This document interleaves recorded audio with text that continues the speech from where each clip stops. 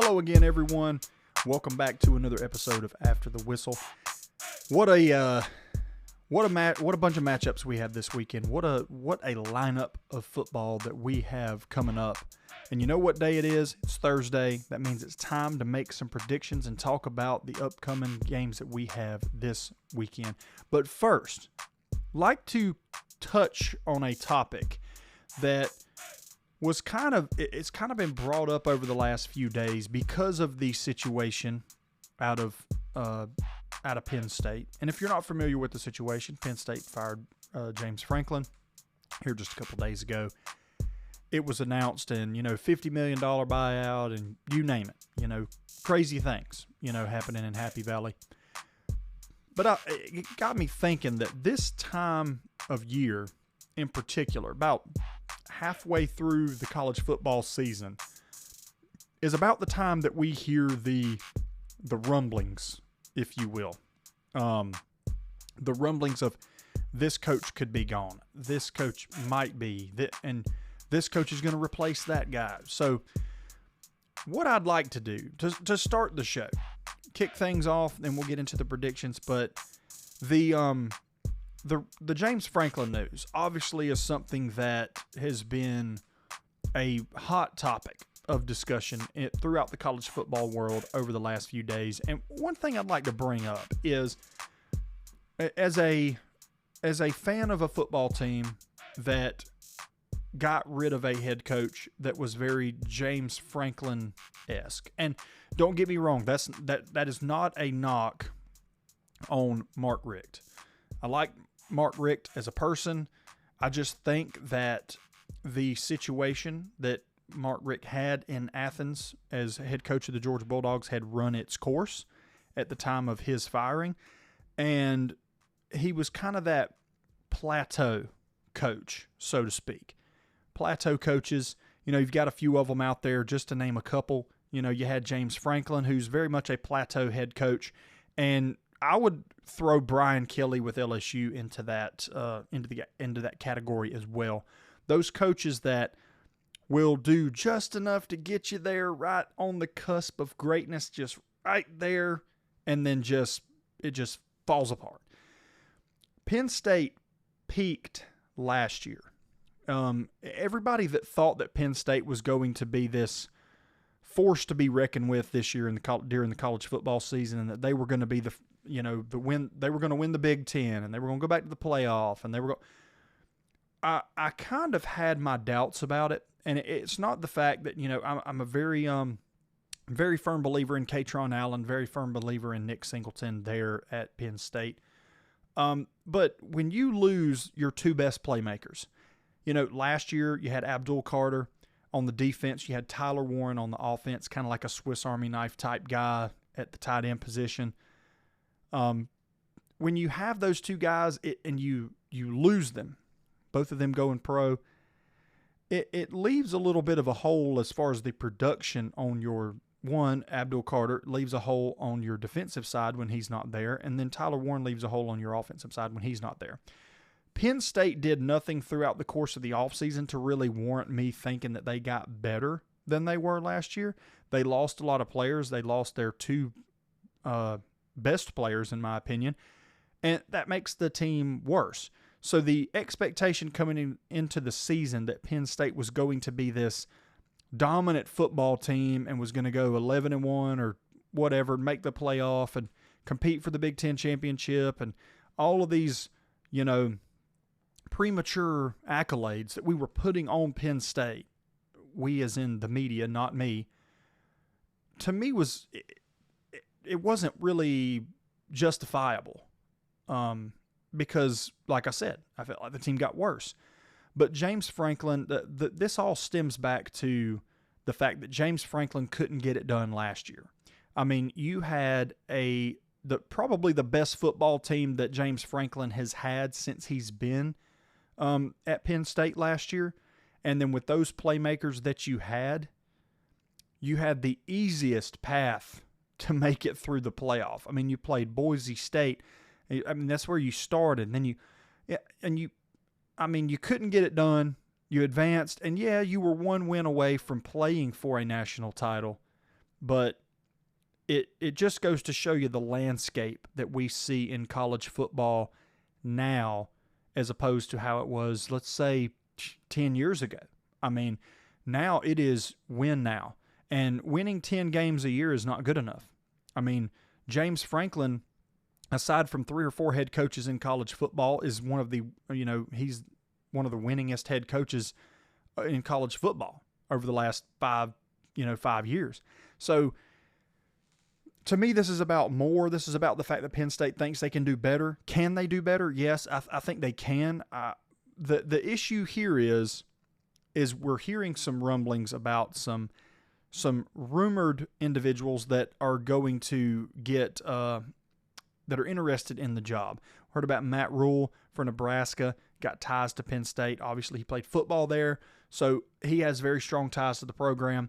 It would be a kind of a dream job for him, essentially, like you've got a Kirby Smart coaching at his alma mater, on top of a few other coaches throughout the around college football that are coaching at their alma mater. So it would have that similar feel to it. But here's my thing about Matt Rule. I honestly think, call it a hot take, call it whatever, but Matt Rule would be just like James Franklin. You essentially pay $50 million to buy out a coach that just can't get over the plateau. And Matt Rule is not – I just don't think that's the splash hire that you need to go for in this scenario. I'm not saying Matt Rule's a bad coach. I'm just saying I don't think it's the splash hire that you need to go after. And my opinion, and it's a matter of picking up the phone and making the call and being willing to, dish out the money for him. But in my opinion, the first call should be Curt Cignetti from Indiana. It's got to be, right? I mean, here's a guy who over the last couple years has taken Indiana football to new heights, unexpected heights. I mean, not a lot of people saw what he's done at Indiana coming. I know this guy didn't. So I always thought that Indiana would be, with Curt Cignetti, I felt like he was a good enough coach. He could take Indiana to 8-4 and 9-3 seasons, maybe occasionally, get lucky, see 10-2. But man, what he's done in this short period of time at Indiana is just all the more reason that if I'm the athletic director of Penn State, he is the first phone call I'm making, and I'm going to call him until he picks up. I'm going to call him, and if he sends me to voicemail, I'm going to call right back. Just over and over and over again. I'm going to aggravate him until he picks up so he can hear me out, and I'm going to pitch him this job. And I'm going to make him tell me no, and I'm going to give him a dollar amount. Because to me, that's the guy you got to go after. I mean, yeah, sure, there's rumblings out there that they're going to go after Matt Rule. They're going to go after other, some other individuals. But to me, I don't know, man. Curt Cignetti would be my first phone call. He'd be the first one to go. That brings me to another topic to talk about. In the sense of the coaching carousel, I guess, let's talk about the fact that my 4 head coaching jobs that will be available by the end of the season. And this might be hot takes, some of them have kind of already known this is forthcoming. It's going to happen. It's not a matter of if, it's when. But I've got 4 jobs that I feel like are going to be available by year's end, and big jobs. This is shaping up to be one of the wildest off seasons we have ever seen as college football fans as it pertains to the coaching carousel, coaching hires, and everything else.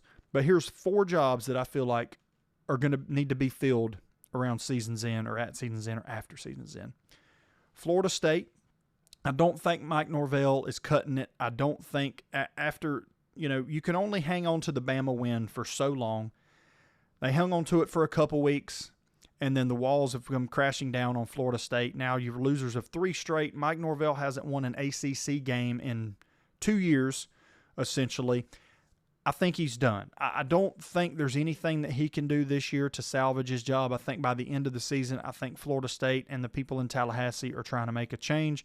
I think Mike Norvell's out. Also, Billy Napier at Florida, he's definitely out. It's being reported right now that there's been some meetings behind closed doors. Some of the higher-ups at the University of Florida, some of the big boosters, a lot of money down there is talking, and seems to me like Billy Napier is pretty much a dead man walking. He's already been a dead man walking the last few weeks, but it seems now it's more of a not if but when situation. There's been rumblings that whether or not he wins or loses this weekend, he's out on Monday going into the bye week. But I feel like if he loses to Mississippi State this weekend, I feel like he's done. I feel like they fire him, on Sunday. Another one that's going to be open, I feel pretty confident in, is Wisconsin. Wisconsin, not a bad job as well. But Wisconsin to me is one of those things where Luke Fickell just hasn't panned out like we thought he would. We saw that, the job he did with Cincinnati, taking Cincinnati to the college football playoff. But I don't know. It just hasn't worked out. I at the time, I thought it was a really good hire. I mean, I just was a real big fan of Luke Fickell. And, it's unfortunate, but some people just aren't the right fit for certain jobs.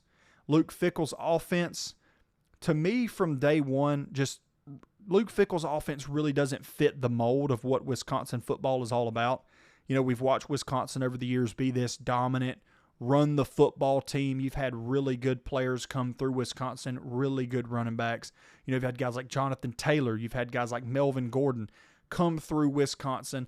You expect when you watch Wisconsin play football, you expect hard-nosed, smash-mouth football. Big offensive linemen, corn-fed boys, and guy toting the rock behind them. That's what you expect. Luke Fickell's offense isn't exactly cut from that same cloth. So he really didn't fit the job, I guess, from day one, but it hasn't really panned out there in Wisconsin. So I feel like that job will be available as well by season's end. This one, the next one, my fourth one, is a little bit more of a kind of not a hot take, but I feel like this could definitely be a possibility, especially if this team keeps trending in the direction that they're trending in and they don't make a bowl. And that is going to be the Auburn Tigers. Should be, or might be, looking for a new head coach at season's end. I think that, they could very well move on from Hugh Freeze. Hugh Freeze got a storied history in the Southeastern Conference. One of the guys that, slayed the giant when he was at Ole Miss, beat Alabama. But those glory days seem to be long gone, and it looks like to me that Hugh Freeze may be in the unemployment line by the end of this year if Auburn keeps trending in the right direction. I mean, you're talking 106th in total offense in the country. I mean, gross. It's not a good situation in Auburn, and I feel like Hugh Freeze could be shown the door by season's end. So let's move on to the next segment. Let's talk about something real briefly, something that I'd like to do. So on every Thursday prediction show going forward, I'm going to do this here. So going forward, we are going to have a score prediction contest. So I'm going to pick a game of the week. I'm going to pick between the games that I'm picking, and I'm going to have a game of the week, and I'm going to say, I'm going to put a post out there on social media. I'm going to put it on Instagram. I'm going to put it on Facebook. So be sure to check that out. Guess the score from my game of the week, and whoever gets it right, if you guess the score right, we're going to find some prizes. There might be some gift cards there for some, it might just be a Visa gift card, might be a restaurant gift card, might be something else. We're Chick-fil-A gift cards. We'll do, coffee, Starbucks gift cards, whatever your heart desires. We will be in touch. When you guess the correct score, I will be in touch with you personally to see what you would like to get, and we will go from there. And I will let you know which game that will be, because it will be, I will call it the After the Whistle Game of the Week. And with that, let's jump right into the predictions. Louisville going to Miami. Friday night game, 7 o'clock kickoff. Louisville, a little bit of a sleeper team. They've had a little bit of they've had a quiet season so far, sitting at 4-1, unranked. Their lone loss to Virginia in overtime, 30-27. Other than that, before they've got contests, beat Pitt, they beat Bowling Green, James Madison, Eastern Kentucky. So not a very battle-tested Louisville team, I wouldn't say. The only real team, the battle testing that they've done was against Virginia, lost in OT 30-27.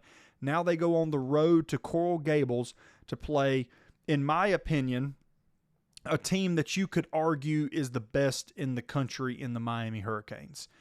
And it's Miami currently favored by 13.5 points at home. And Louisville, to me, you got to try to make it simple here. Miller Moss at quarterback. The only way to me that Louisville can get it done on the road, you got to limit the turnovers. I mean, you can't get to this point in the season. Miller Moss been at times careless with the football. They're at the quarterback position for Louisville. And this is a Miami defense that is going to put pressure on you. Miami's going to put pressure on you. They're going to get guys in your face. Ruben Bain is going to try to, throw you on the pain train, so to speak. And these guys are going to come downhill and hit you. And you can't let the pressure affect you too much into making bad decisions, because Miami also is no slouch in the secondary either. I talked about at length here over the last few weeks how good Miami's front seven is, but we don't even talk about the secondary. And the secondary, to me, not quite on line with the front seven, still a very good unit in their own right. And this is a unit that benefits from a really good pass rush, because when you have a unit and you have a secondary that's kind of, I wouldn't say average, because I think they're above average, but a really good front seven can kind of take a lot of the pressure off of a secondary, because they don't have to hold up in coverage for very long. And so, Miller Moss, regardless of the fact that he's, thrown for 1,400 yards this year and everything else, the turnovers, man, 4 picks, can't be doing that, almost averaging an interception a game, can't be doing that. You can't give this Miami team extra possessions. When they have the playmakers like they have in, Malachi Toney, and then also you got to remember Mark Fletcher at the running back position, just have a lot, CJ Daniels, a lot of playmakers on this Miami offense. You cannot give them extra possessions and expect to pull the upset in Coral Gables. Louisville, key to the game here, 2 keys to the game. No turnovers, run the football with Isaac Brown. That's your workhorse, that's your guy. He's out of Miami, Florida. Isaac Brown going home. Little bit of homecoming party here for him going down there. But you got to let Isaac Brown tote the rock. You can't hang it all on Miller Moss's shoulders. I know that's kind of the MO of the Louisville offense. They want to throw it around. They want to air it out. They want to spread you out. But in order to beat a team like Miami, I think you're going to have to keep that offense on the sideline. You're going to have to get in some 3rd and shorts. Going to have to run the football. Going to have to get a push up front, as hard as that sounds. But Louisville's got to shorten this game. They got to control the clock. They got to run the football. If they can't run the football, this game's going to get ugly. Louisville comes out in their first drive and, they're not able to run the football, Miami's going to run away with it. And for that very reason, I don't see any threat to Miami here in this spot. It is a Friday night spot, and we have said on this podcast before, Friday night, weird football games happen on Friday night. A couple weeks ago, Florida State getting beat by Virginia. Friday night's always a weird spot, but Miami is the home team in this scenario, not the visiting team. I've got Miami. Give me Miami, and give me Miami to cover in that football game. LSU going on the road to Nashville, Tennessee to Vanderbilt. And all of us can remember what happened I think it was the last time that LSU fans went to Nashville, or maybe the time before. Maybe it was 4 years ago. I don't know. But the last time LSU fans went to Vanderbilt, they literally drank the bars dry before kickoff. So, you're going to get a rowdy crowd when you get the LSU Tiger faithful coming to Nashville to play a Vanderbilt team that, it's surprised a lot of people this year. I'm not going to lie. It surprised me, with the way that they got off to the start that they did, and then ultimately running into Alabama, which, we saw how that game turned out. Alabama winning that one 30-14. But up until that point, man, Vanderbilt was, dropping some points on some teams. I mean, they dropped 55 against Utah State, 70 against Georgia State, 31 against South Carolina, 44 against Virginia Tech, 45 against Charleston Southern. And here's the quick thing about this football game is Vanderbilt favored by 2.5 at home against LSU. If you would have told me before the season, hey, Colby, LSU goes to Nashville on October 18th, Vanderbilt's going to be favored by 2.5 points, I would have thought that I was living in the Twilight Zone. I'd have thought I was in some alternate universe where what was real was not real or something. Like, my head would have been spinning because I would have called you a liar. I would have not believed a word you were saying past that point. But Vanderbilt's looked really good. And the thing about Vanderbilt, they can score points. They've showed that they can manufacture points. Now, they ran into a defense in Alabama that, played very well against them, and they were only able to put up 14. So the question here is, has Vanderbilt gone back to the drawing board after the Alabama loss? And have they watched enough film on LSU, and have they gotten their ducks in a row about how to attack this defense offensively? Because here's the thing.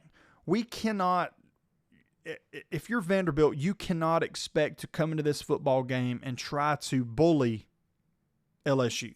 It's not going to happen. The best part of LSU's football team is by far their defense, and by God, they look great this year. It's unfortunate that LSU does not have a comparable offense to go with this defense, but if you think Bama's defense gave you fits, this defense is going to give you fits. Now, you do have them at home, and you can manufacture points. The question is, was a lot of that just, were we taking a lot of that at face value and not really analyzing the opponent that Vanderbilt was playing? We see that they were playing Utah State, Georgia State, putting up a bunch of points. Were we not analyzing it for, well, they're just playing Utah State and they're just playing Georgia State. They're not playing quality competition. When they get to quality competition, they only put up 14 points. So, question going into this one is, for Vanderbilt, it's that. Can you manufacture points against this LSU defense? For LSU, on the flip side of that coin, it is, hey, can your defense step up? But likewise, can your offense actually wake up? Because, like I've said probably a dozen times so far this season, we were told all offseason how good this LSU team was going to be, and their offense has been atrocious. So far this season, just Nussmeier hadn't been able to get it going. Aaron Anderson, almost non-existent. These playmakers that we were told, these guys are going to take LSU to the next level and they're going to compete for a national championship this year, they're just not there.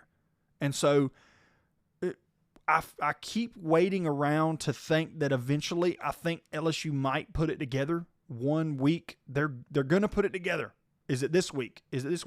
And I've lied to myself for about 3 or 4 weeks now thinking that LSU is finally going to put a product on the field offensively that's actually going to make me go, okay, that is the team that we thought we were going to see this year. But so far, we hadn't seen it. So you see a lot of people sliding their pick towards Vanderbilt's way in this game. And I think that's crazy. Right? I mean, but when you look at LSU's defense, I just don't think, I think given the fact that defense travels, I think LSU and Vanderbilt are in for, I think this is going to be a little bit of a slugfest on Saturday. I really don't see this game. I really don't see LSU pulling away. I see LSU winning, maybe making a defensive stand late, up 7. But I've got LSU winning this one 20-13. 20-13 LSU flipping it, and Vanderbilt being a 2.5 point favorite. Don't know how much I trust that one. I don't know. I still think that LSU has better athletes, and I'm gonna stick with that one. So now we go to Tuscaloosa, Alabama, the third Saturday in October. The hate is real with this rivalry. You see Alabama fans, you see Tennessee fans all week leading up to this football game. I mean, this rivalry splits families in half, and they hate each other for a week. I mean, really. And, my analysis of this football game is going to be two things. We've seen an Alabama defense that has played better and better pretty much as the season has gone on. I mean, we saw this team against Florida State look absolutely lost. Like, Florida State put them in a blender for 4 quarters. And then after that, we saw the kind of newfound attitude from this Alabama defense. And they've essentially gotten better week in and week out. They look better as a unit, like I just mentioned. Holding Vanderbilt to 14 points. I know that doesn't sound like that big of a feat, but you got to get your mind out of 2005, 2006 Vanderbilt, and you got to start thinking 2025 Vanderbilt. What that team was able to do on offense this year, and Alabama holding them to 14 points, it's pretty impressive just because of the fact that they were, one of the top offenses in the Southeastern Conference statistically going into that football game. But with this football game here, it brings out a couple intriguing points here, because Tennessee up to this point, we saw them play Georgia. Tennessee very well could be one of those teams that is right there in the mix, so to speak. Could be undefeated right now. Could be 6-0 coming into this game. Tennessee could be 6-0 and a top 5 football team right now had they won against Georgia at home, but they're not. Well, you want a redemption spot, here's your redemption spot. All will be forgiven with the loss to Georgia with a win against Alabama if you're Tennessee. Now, 2, quarterbacks making their first start in this football game. You got Ty Simpson on one side making his first start in this rivalry. You got Joey Aguilar making his first start in this rivalry.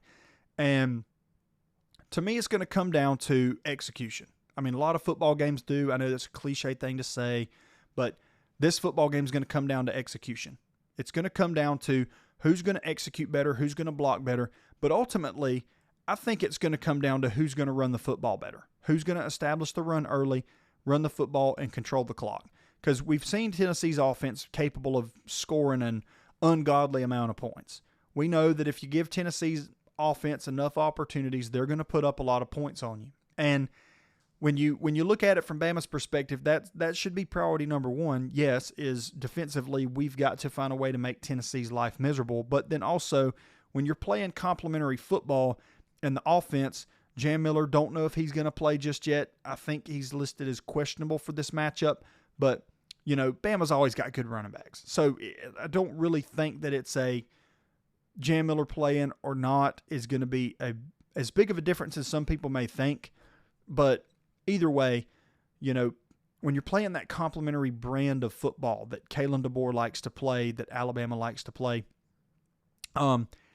your defense is doing good, but then also your offense is going to play, they're going to run the football, they're going to control the clock, keep the opposing, offense off the field, and not allow Tennessee's offense to get in a rhythm. Because that is when Tennessee's offense is the most dangerous. When they're able to get in rhythm, when they're able to go tempo, and when they're able to just run their plays and go and run the play and go and run the play and go, and where they don't give, it's almost like they don't give the quarterback or they don't give them a lot of time to think about it. It's just like a, rhythmic thing of just a natural reaction. So Alabama's got to do a lot to keep Tennessee off balance on offense going into this game. I don't think this game turns into a shootout. However, I don't think it's like 41-40 or nothing like that. I do think, however, that both of these teams potentially could get in the 30s. I really think that both of these teams will score in the 30s. I think the scoring is going to be ripe for the taking. I like Josh Heupel's play calling ability against Alabama. I mean, heck, they just a couple years ago, dropped 50 on Alabama. So Heupel loves this game. I think Heupel lives for this game. I think he's going to call a really good football game. Likewise, on the other side, Kalen DeBoer is probably going to be in his infamous black hoodie of death. And I feel like he's going to call a great game as well, him with Ryan Grubb. The playmakers that Alabama has on offense, to me, Tennessee boasts probably the best wide receiver in the Southeastern Conference in Chris Brazzell. I think you could make the argument for that, but, he's one of the best for sure. Alabama just has a lot of weapons. A lot of weapons on that offensive side of the ball. I mean, let's not even forget, Ryan Williams had no catches last week. Area of concern, no catches against Missouri for Ryan Williams. Maybe, but when you got Jeremy Bernard, Isaiah Horton, when you got those guys, those playmakers, Ryan Williams can have an off day, or Ryan Williams can have a day where he doesn't get the football and you can still be successful. It doesn't all ride on one guy having to make all the plays. And to me, I think Bama's depth at the skill positions, mainly the receiver position, I think the fact that Ty Simpson just has the hot hand coming into this football game, he's looked better than any quarterback in the country. And then also, I like Bama's run game better.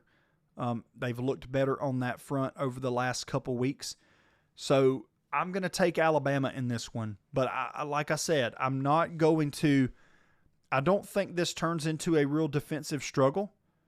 I think I'm going to go Alabama 34, Tennessee 30. And I think both of these teams, I think this is going to be a really fun football game. I think it's going to come down to 4 quarters. I think Bama's going to come, I think Tennessee will be up maybe 30-27. Bama's going to make a touchdown drive in the fourth quarter to go up 34-30, and that's going to be all she wrote. So I love Alabama in that spot. USC and Notre Dame. So USC going across the country essentially to play the Notre Dame Fighting Irish. A little bit of a resurgence in the USC program after the win last week for Lincoln Riley against Michigan. Actually, a win is an understatement. It's an absolute just drubbing of the Michigan Wolverines last week. Probably, Sharon Moore probably shouldn't have made that comment, but oh well.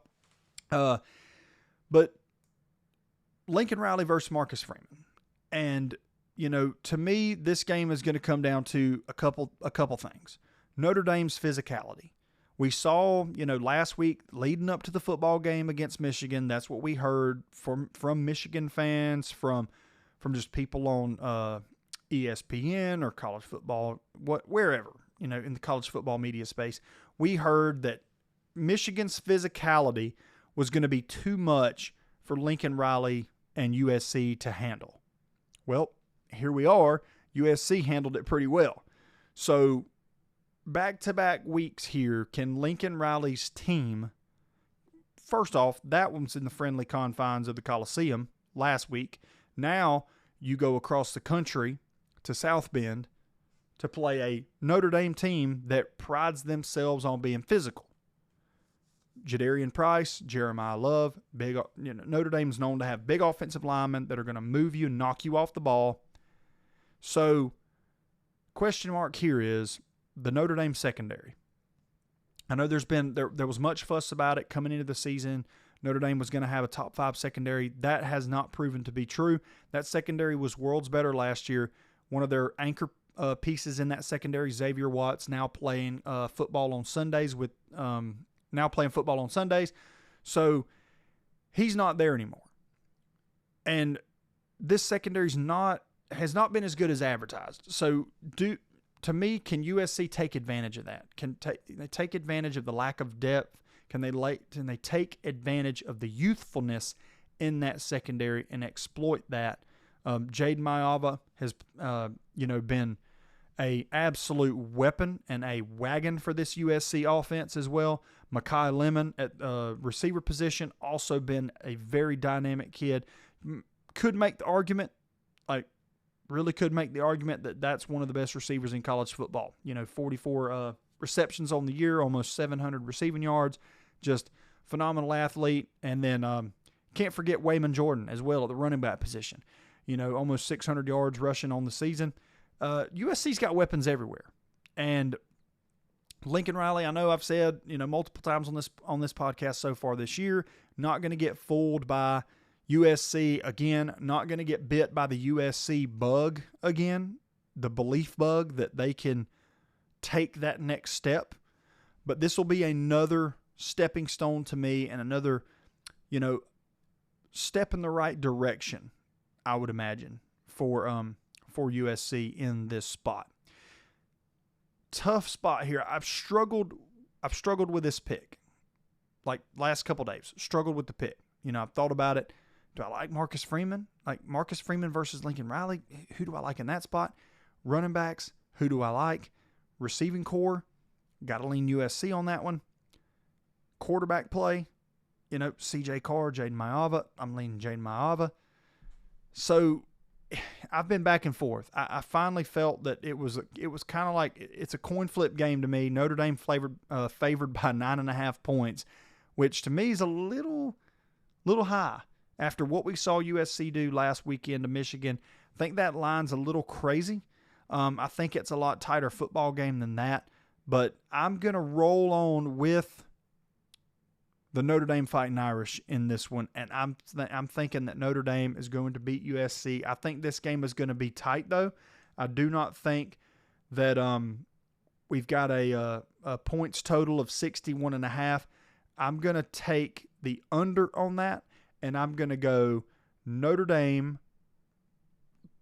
27, USC 24 in that contest. I think we're due for a little bit more of a not defensive battle, but a little bit more of a middle-of-the-road scoring game. I don't think that game's going to be a shootout whatsoever, with both teams trying to do essentially what the other one is doing. So College Game Day stop this week's going to be in Athens, God's country. Going to be going down there to watch the Ole Miss Rebels take on the Georgia Bulldogs between the hedges. Kickoff slated for 3:30 p.m. on Saturday. Little bit of a spot here, a little bit of prove it spot here for Kirby Smart, Georgia Bulldogs, because we've seen this team this year so far get off to very slow starts. We've seen this team spot other teams 2 touchdowns, double-digit points. You're spotting teams every single week. Well, that may work with Auburn. It may work with Auburn, it may work with other opponents. It's not going to work with Ole Miss. And the reason I say that, and let me rephrase that. I think it could still work with Ole Miss. I'm just saying I think the hill that you have to climb is going to be a lot tougher against Ole Miss than it is against other football teams. Because the guy on the other sideline that's calling the plays, Lane Kiffin, is a very much aggressive. He can be a very aggressive play caller. When he gets you down, he wants to go for the knockout punch. He wants to put you away. Kirby Smart, knows this as much as anybody. He knows this. They've coached together for years. He's known Lane for years. He knows what exactly Lane's MO is and what Lane wants to do. So Georgia's got to come out to a hot start here. They got to get the ball, or when they get the ball, they got to go down and score. Because you spot in Auburn 10 points, but you spot Ole Miss 14. Let's just say spotting Ole Miss 14 is not a very good way to start the football game. So Georgia's got to come out kind of like they did against Kentucky, get out to a hot start, establish that run game early, put a touchdown on the board in your first drive. That, to me, loosens the players up and kind of, releases the tension, so to speak. But I think Ole Miss's defense, we've seen better Ole Miss defenses in the past. I don't think this Ole Miss defense that we see this year is a whole lot, it's not like they're better than the defense we saw last year from Ole Miss or, previous years. But the big thing that I'd like to circle when I look at this Ole Miss defense, 3 down linemen. Is, their base formation, their own defense involves having 3 down linemen. What does Georgia like to do? 56% of the time, Georgia's running the football this year, statistically speaking. Light box, Georgia's going to run the football. And that to me is the biggest key to this game for the Georgia Bulldogs is to run the football. You're going to get a light box. You're going to get nickel looks a lot. So run the football against the light box. If you get to the second level of the defense, you got to deal with the DB. And when you got a guy like Chauncey Bowens, or when you got guys like Josh McCray, or you got these big bruising running backs that Georgia has, or even Nate Frazier with his speed, his lateral speed, you've got the advantage in the second level of this defense. But you have to establish the run early. You got to get it going. You got to knock Ole Miss off the ball. And likewise, on the defensive side, when we look at Ole Miss, there's a couple things that kind of stick out when I look at this Ole Miss team, and that is, Trinidad Chambliss at the quarterback position. What a gem of a find that was. It's just like Kirby Smart said in his press conference. I don't know who found him, but props to that person who scouted Trinidad Chambliss and found him. Any of you that follow Division II college football well or closely enough understand fully who Trinidad Chambliss is. Quarterback for Ferris State, won the Division II national championship last year, beating my hometown Valdosta State Blazers in the national championship game, and put on an absolute clinic. I mean, watching that football game last year, the Division II national championship, watching him play, it was kind of like one of those things where you're scratching your head going, how is this kid playing D1? Like, how? Or how is he not playing D1? How is he playing D2? He looked different out there. And he is different. And so Georgia's got to find ways to contain him. I felt like Georgia did a really good job in the second half last week against Auburn with containing Jackson Arnold in the second half and keeping him inside the pocket, forcing him to try to make throws he didn't have any business trying to make, because he just, one, didn't look like he wanted to get hit, but he just really had nowhere to go. And affecting the quarterback by way of a sack, to me, sometimes is overrated. It's an overrated stat because we look at sacks sometimes and that's the way we judge a pass rush or we judge a defense. I'm judging a pass rush based off of how often do we affect the quarterback. I think a more accurate stat to judge a pass rush on defense is a pressure rate. Look at a defense's pressure rate, and to me that is a better indication of what you're getting out of that defense, as opposed to just saying, well, this defense is, they got, 25 sacks on the year. Well, I mean, to me, that's a little bit of an overrated stat. Like, affecting the quarterback is first and foremost priority number one for defensive linemen. Can you get him on his back foot? Can you get him rolling to his left when he doesn't like rolling to his left? Can you affect him? Can you make him nervous? Can you hit him? Knock him down a couple times. And that's another key, too, in this game that I feel like Georgia needs to do. Trinidad Chambliss making his first start on the road as a starting quarterback in the SEC. All season long, he's been playing at Oxford.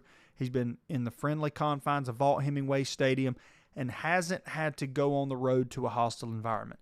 Georgia fans, listen to me. If you're going to this football game on Saturday, you need to make it as hostile of an environment as possible.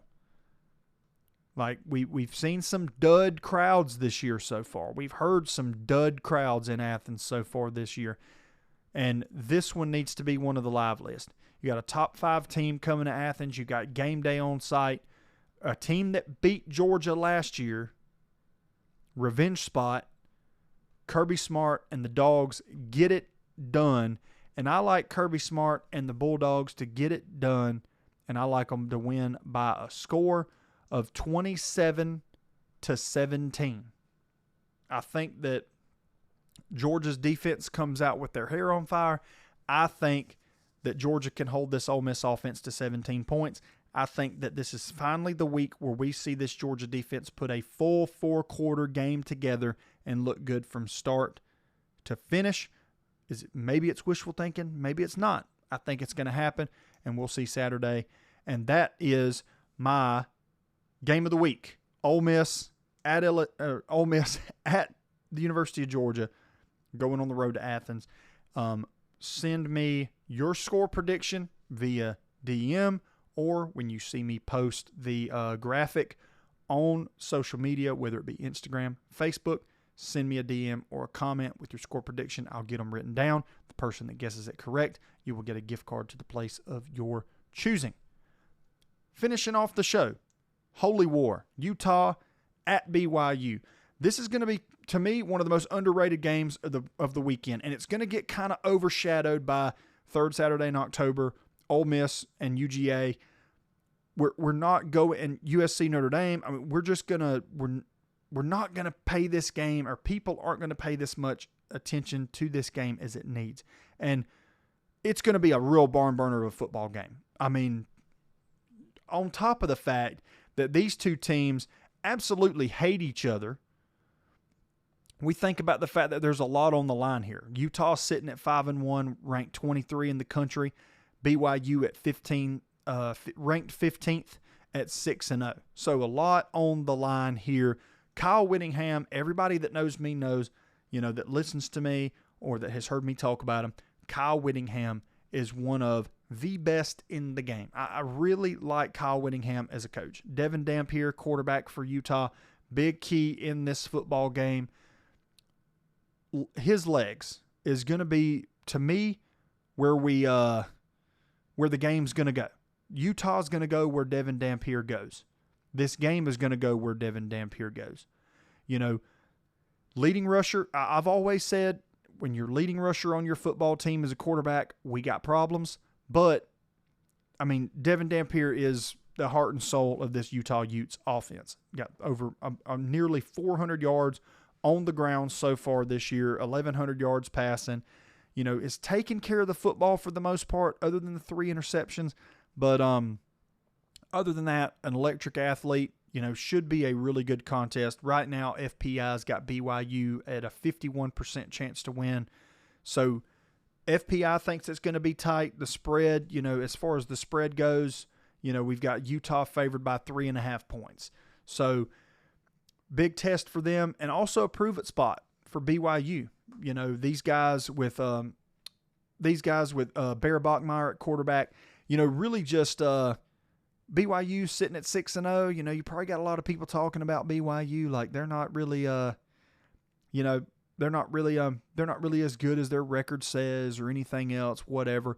Well, you got Utah coming to your house. You got a chance to prove it here. You go in here, you knock out Utah, you beat Utah by 10, 14 points. Ain't nobody going to talk about BYU as in that sense, going forward. BYU gets by Utah. I mean, you got the Texas Tech showdown here in a couple weeks, but not really something to really look forward to at the moment. You got a week in between.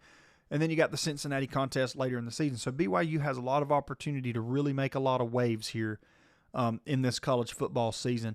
But Holy War, man, going to be a good one. If you really like late night football, 8 p.m. kickoff on Fox. This has been also one of those games where I have kind of struggled with, which way I'm going to go picking this football game. Utah, BYU. I like BYU. I like Bachmeier. I like this team. I like Kyle Whittingham as a coach. I like Devin Dampier. And I finally settled on my pick, and I'm going to go with the Utes. On the road, I'm going to go with Utah. I think it's going to be an absolute slobber knocker of a football game, though. I don't think this is going to be one of those games where, we're going to see 45 to 43 or 45 to 42 or nothing like that. I think this is going to be a really dig deep, gritty, muck style football game, just a good old-fashioned rock fight, between two teams that just hate each other. And I think Utah comes out on top of this one. And I'm going to go Utah 21, BYU 16 in this one. Utah coming out on top in that one against BYU. And so, another little final segment before we sign off for the day and finish up the prediction show here.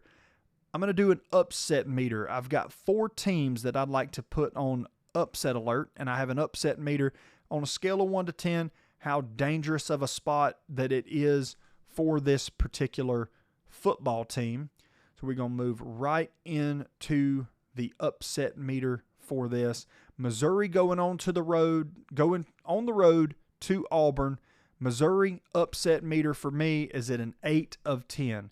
Missouri coming off of the loss to Alabama, a little bit of a letdown spot. Auburn coming off the loss to Georgia, still at home in the friendly confines of Jordan-Hare Stadium. Missouri coming to town, Battle of the Tigers. And, this is a potential letdown spot for Missouri. Missouri's had a good, pretty respectable season so far, sitting at 5-1, only lost to Alabama. But Saturday night at 7:45, they're going to go into a very hostile environment into Jordan-Hare Stadium. And I put the upset meter on Missouri at a level 8. Not exactly critical, but it's a look out. It may happen. Texas Tech, also another team that I'd like to put on my the upset meter, going to Arizona State. Kenny Dillingham and that Arizona State Sun Devils team, could potentially play spoiler here.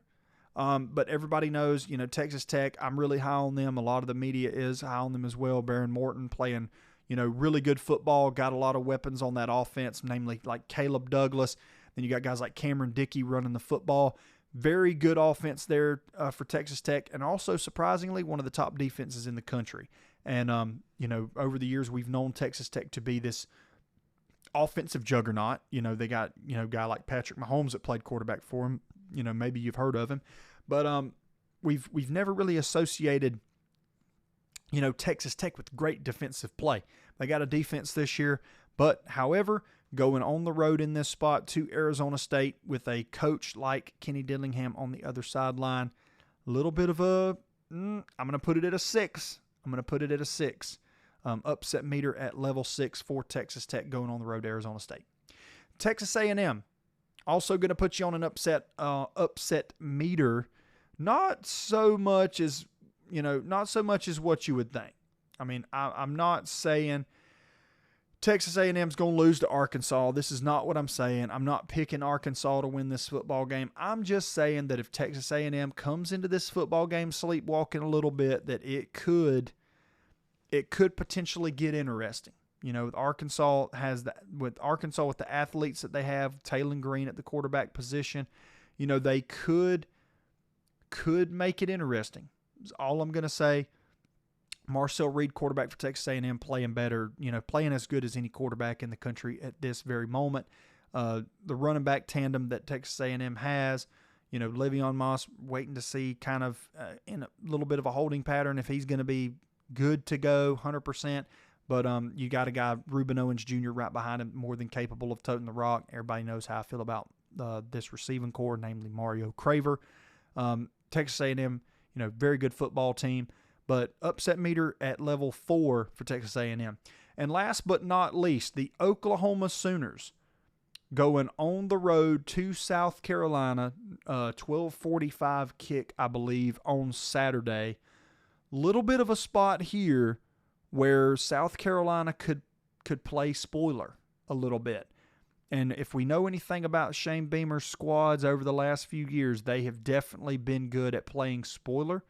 And I still feel like there's a lot of talent in this football team. I feel like that there's a lot of potential, namely with a guy by the name of Lenore Sellers.